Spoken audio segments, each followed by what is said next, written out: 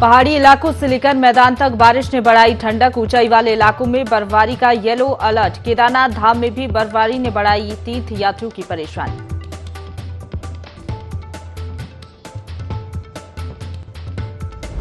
बारिश और बर्फबारी के बावजूद भक्तों में उत्साह। बद्रीनाथ धाम के दर्शन करने के लिए लगी भीड़। 40,000 तीर्थयात्रियों ने किए भगवान श्री हरिनारायण के दर्शन।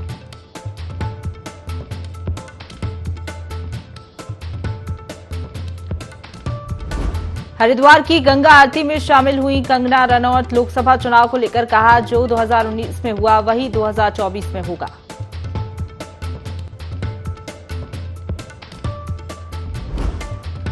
केदारनाथ मंदिर में लगा फर्जी क्यूआर कोड। डीएम ने दिए जांच के आदेश। अब तक हुए दान की जांच करेगी बद्री केदार समिति।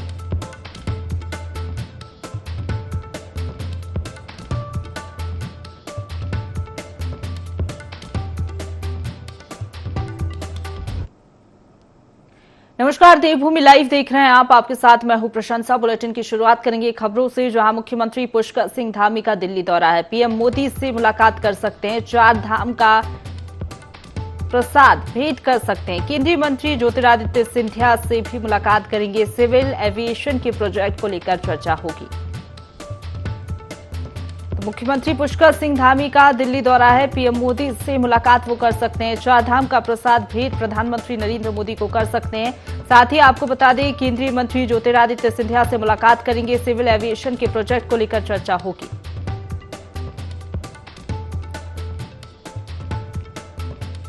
खबर पर ज्यादा जानकारी लेंगे। हमारे साथ संवाददाता आकाश फोन लाइन पर जुड़ गए हैं। आकाश, सीएम पुष्कर सिंह धामी का दिल्ली दौरा है। पीएम मोदी से मुलाकात कर सकते हैं, क्या कुछ जानकारी है दौरे को लेकर? बिल्कुल प्रशंसा, अगर हम बात करें तो मुख्यमंत्री पुष्कर सिंह धामी दिल्ली के दौरे पर हैं। कल ही वो देर रात दिल्ली पहुंचे हैं और आज माना जा रहा है कि प्रधानमंत्री नरेंद्र मोदी से वो मुलाकात कर सकते हैं। मुलाकात का जो मुख्य उद्देश्य है वो इसलिए तौर पर है कि 4 धाम यात्रा के कपाट खुल चुके हैं और हमने देखा कि किस तरीके से 4 धाम यात्रा इसमें चल रही है। तो ऐसी स्थिति में क्या कुछ वहाँ पर व्यवस्था है, किस तरीके से प्रदेश सरकार ने तमाम व्यवस्था की गई है, श्रद्धालुओं के लिए क्या कुछ उपाय वहाँ पर किए जा रहे हैं, उन तमाम चीजों के बारे में भी प्रधानमंत्री से मुलाकात करके जानकारी दे सकते हैं। और महत्वपूर्ण बात यह है कि तमाम जो 4 धाम है वहाँ पर जो पहली पूजा है वो प्रधानमंत्री नरेंद्र मोदी के नाम से कराई गई है। तो माना जा रहा है कि मुख्यमंत्री 4 धामों का जो प्रसाद है वो प्रधानमंत्री को भेंट कर सकते हैं। इसीलिए जो है प्रधानमंत्री से समय भी मांगा गया है। दूसरी तरफ अगर हम बात करें तो केंद्रीय मंत्री ज्योतिरादित्य सिंधिया से भी मुलाकात का समय मुख्यमंत्री का है, जहां पर एक महत्वपूर्ण बैठक जो है सिविल एविएशन को लेकर के हो सकती है, जिसमें बाकायदा ये पहले से ही प्रस्तावित था कि सिविल एविएशन के क्षेत्र में क्या कुछ काम किए जा रहे हैं। उत्तराखंड में जो हवाई कनेक्टिविटी है उसको लेकर के किस तरह से काम हो रहा है, क्या कुछ उसको ले और बेहतर प्रयास हो सकते हैं। तो उन तमाम विषयों को लेकर के ज्योतिरादित्य सिंधिया से उनकी मुलाकात हो सकती है। और कह सकते हैं कि दिल्ली दौरे पर मुख्यमंत्री काफी महत्वपूर्ण मुलाकातें होंगी, जहां पर राज्य के लिए हाईवे सेवा में और किस तरह का विस्तार हो, क्या कुछ इसमें और प्रबंध किया जाए जिससे कि उत्तराखंड में जो हाईवे कनेक्टिविटी वो और बेहतर हो सकती है। इन तमाम विषयों को लेकर के मुख्यमंत्री की बातचीत होगी। और साथ ही साथ प्रधानमंत्री से भी समय मांगा गया है, जिससे 4 धाम यात्रा को लेकर के भी प्रधानमंत्री को जानकारी दी जा सकती है। जी शुक्रिया आपका हमारे साथ जुड़ने के लिए और तमाम जानकारी हम तक पहुंचाने के लिए आकाश। खबरों में आगे बढ़ेंगे, जहां मौसम विभाग के येलो अलर्ट जारी करने के बाद भी बद्रीनाथ धाम की यात्रा लगातार जारी है। बद्रीनाथ मंदिर के सिंह द्वार के बाहर बारिश की फुहारों के बीच श्रद्धालुओं का तांता लगा हुआ है। मौसम विभाग के येलो अलर्ट पर एक बार फिर आस्था भारी नजर आ रही है। यात्रा के सुचारू रूप से संचालन के लिए बीकेटीसी के अध्यक्ष अजेंद्र अजय बद्रीनाथ धाम में डेरा डाले हुए हैं।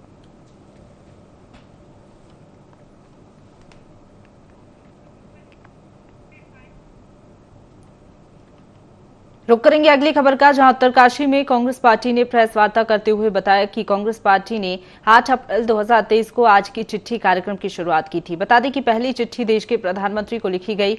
इस दौरान जिला अध्यक्ष मनीष राणा ने बताया कि इस कार्यक्रम के अंतर्गत हमने कुल 36 पत्र लिखे हैं। इनमें से 25 पत्र प्रधानमंत्री को लिखे गए हैं, जो कि राष्ट्रीय महत्व के प्रधानमंत्री स्तर के विषयों से संबंधित थे। वहीं कार्यक्रम के समापन पर कांग्रेस पार्टी के जिला अध्यक्ष मनीष राणा ने सरकार पर निशाना साधा।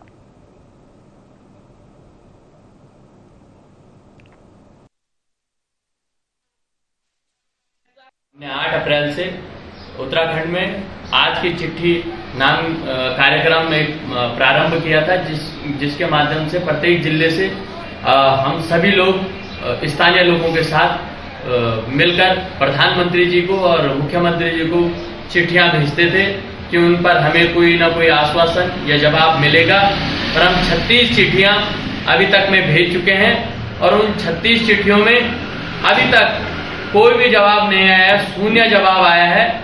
इसलिए आज हम सब लोगों ने, तमाम कांग्रेस के नेता और कार्यकर्ताओं ने मिलकर पत्रकार वार्ता के माध्यम से ये बात रखनी चाहिए कि मोदी जी मन की बात तो जरूर करते हैं पर उन व्यक्तियों की मन की बात को नहीं सुनते हैं जो समाज में जो व्यक्ति गरीब लोग हैं, जो दबे कुचले लोग हैं, उनकी बातों को सुनना पसंद नहीं करते हैं।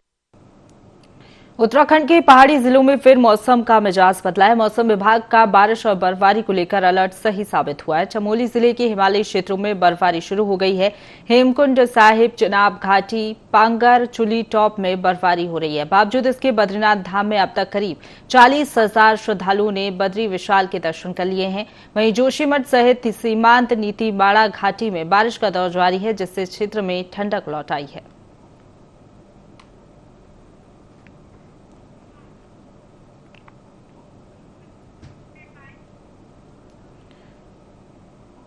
रुक करेंगे अगली खबर का, जहां 8 अप्रैल से कांग्रेस पार्टी ने पोस्ट कार्ड अभियान चलाया था, जिसके तहत कांग्रेस पार्टी ने पोस्ट कार्ड के जरिए विभिन्न मुद्दों पर चिट्ठी लिखकर पीएम मोदी और सीएम धामी को भेजी।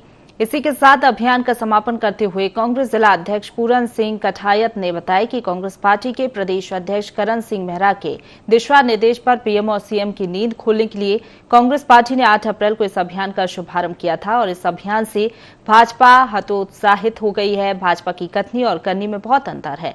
जनता अब भाजपा के बहकावे में नहीं आने वाली।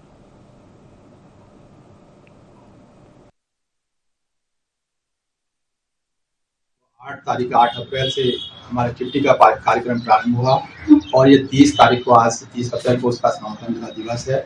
इसमें प्रत्येक दिन हमारे ब्लॉक से, नगर से और जिले के स्तर से इसमें कार्यकर्ताओं द्वारा प्रतिभाग किया गया और मैं मानता हूं कि इसमें 2500 से 3000 के बीच में हमारे इस चंपावत जनपद से प्रत्येक ब्लॉक और नगर को मिला करके हमारे 2500 लगभग पोस्ट कार्ड यहाँ से माननीय मुख्यमंत्री जी को और माननीय प्रधानमंत्री जी को गए होंगे।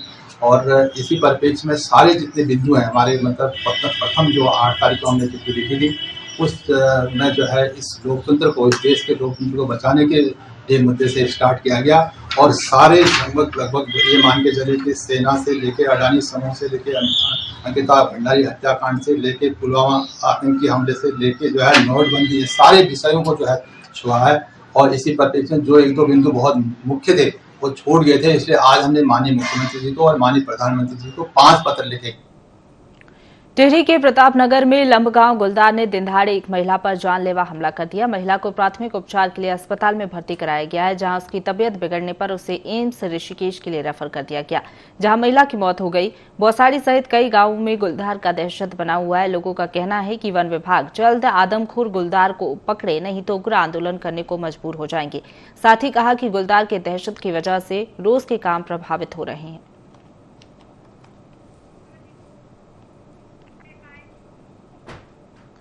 उत्तराखंड के पहाड़ी जिलों में फिर मौसम बदला है। लगातार बर्फबारी हो रही है। बद्रीनाथ सहित आसपास के क्षेत्र में हिमपात हो रहा है। बावजूद इसके बद्रीनाथ धाम में 27 अप्रैल को कपाट खुलने से अब तक करीब 40,000 श्रद्धालुओं ने बद्री विशाल के दर्शन किए। वहीं जोशीमठ सहित सीमांत नीति माड़ा घाटी में बारिश की फुहारों के साथ दिन की शुरुआत हुई। जोशीमठ में जोरदार बारिश से बादलों के आगोश में पूरा जोशीमठ है और इस क्षेत्र में फिर से ठंड लौट आई है।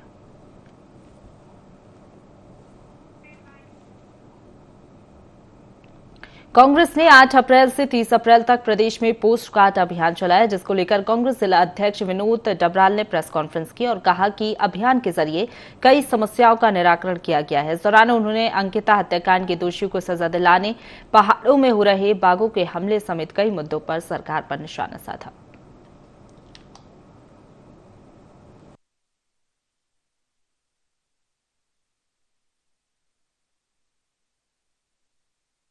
हमारा जो ये पोस्ट कार्ड अभियान प्रदेश नेतृत्व के आह्वान पे पूरे प्रदेश में ये पोस्ट कार्ड अभियान चल रहा है, जिसमें हम क्षेत्रीय समस्याएं और प्रदेश की समस्याओं को हमने माननीय मुख्यमंत्री जी, माननीय प्रधानमंत्री जी को पोस्ट कार्ड के माध्यम से कार्यकर्ताओं ने भेजा। तो उसी उपलक्ष्य में आज एक पूरे प्रदेश के जिलों में जिलाध्यक्षों की जिम्मेदारी दी गई थी कि एक प्रेस होनी है और जो भी समस्याएं हमने इस 22 दिनों में उठाई है उन पे प्रेस के सामने विस्तार से चर्चा हुई। जो लोकल भी कोटद्वार की समस्याएं थी इन पे हमने पहाड़ों में ये जो बाघ अभी रखड़ी खाल की जो समस्या इतनी बड़ी खड़ी हो रखी तो उस पर भी हमने कि एक तो उस बाघ को आदमखोर वहाँ पे घोषित किया जाए और अन्य जगहों पे भी जो ये समस्या है इसका तुरंत समाधान।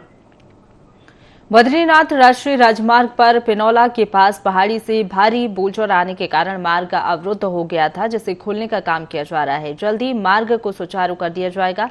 तीर्थयात्रियों और पर्यटकों को असुविधा न हो इसके लिए रोका गया है। तीर्थयात्रियों और पर्यटकों को पानी की बोतल, खाने पीने की सामग्री बांटी जा रही है।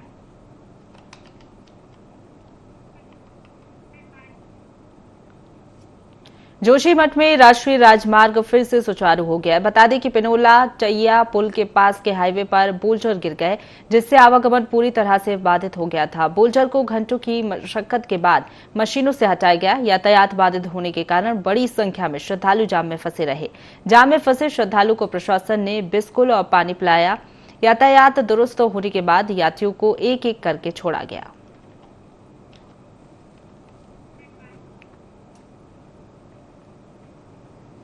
जनपद उधम सिंह नगर के जसपुर नगरपालिका के सफाई नायक ने कुछ सभासदों और नगरपालिका कर्मचारियों पर शोषण का आरोप लगाया। दरअसल सफाई नायक विनोद कुमार का आरोप है कि कुछ सभासदों ने वार्ड नंबर 7 में हो रही गंदगी का वीडियो वार्ड नंबर 9 का बताया और षड्यंत्र के तहत सफाई नायक को पद से हटाने का प्रस्ताव पारित कर दिया।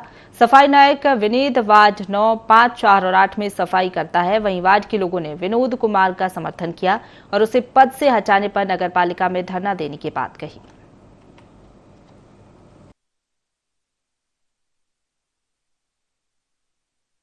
वार्ड नंबर 5 में रहता हूं और मैं यहां पिछले अलग से इसी उसमें जो है वार्ड मेंबर का जो है चुनाव भी मैंने लड़ा है। इन्होंने सफाई अच्छी करी है और पहले उसने करी थी, लेकिन पहले सफाई बिल्कुल नहीं होती थी। इनके सामने से जब से ये आए हैं, जब से इन्होंने सफाई बहुत अच्छी ढंग से करी है। मैं यही कहना चाहता हूं साहब, इनको जो है इनका मैं समर्थन करता हूं और इन्होंने सफाई की, आगे भी जो है ये सफाई अच्छी करते रहेंगे तो इन्हें जो है यहाँ से ना हटाया जाए। जोशीमठ में पौराणिक गरुड़ छाड़ मेले का आयोजन हुआ। मेले में बड़ी संख्या में प्रदेश भर के श्रद्धालु शामिल हुए। मेले में अद्भुत मुखौटा नृत्य की प्रस्तुति दी गई। मान्यता है कि मेले में भगवान कृष्ण को छूने वाले को पुत्र रत्न की प्राप्ति होती है। मेले में गंगा आरती आकर्षण का मुख्य केंद्र बनी रही। बता दें कि गरुड़ छाड़ उत्सव जोशीमठ के बड़ा गांव में मनाया जाता है। मेले में ग्राम प्रधान बिमला भंडारी, ब्लॉक प्रमुख हरीश परमार, नगर पालिका अध्यक्ष समेत हजारों नागरिक मौजूद रहे।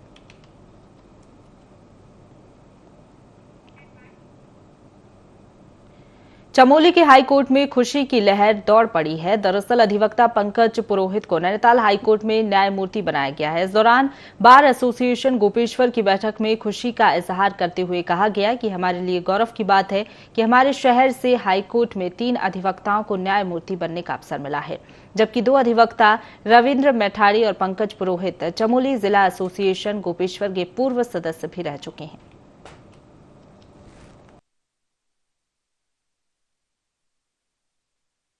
आज माननीय उच्च न्यायालय नैनीताल में हाईकोर्ट जज के रूप में शपथ लिए हैं। ये जनपद चमोली और बार एसोसिएशन चमोली के लिए गौरव का पल है। हमारे जनपद से पहले से भी श्री श्यामाल साहब इलाहाबाद हाई कोर्ट में, रविन्द्र मैठानी जी नैनीताल हाई कोर्ट में और अब पंकज पुरोहित नैनीताल हाई कोर्ट में जज बने हैं।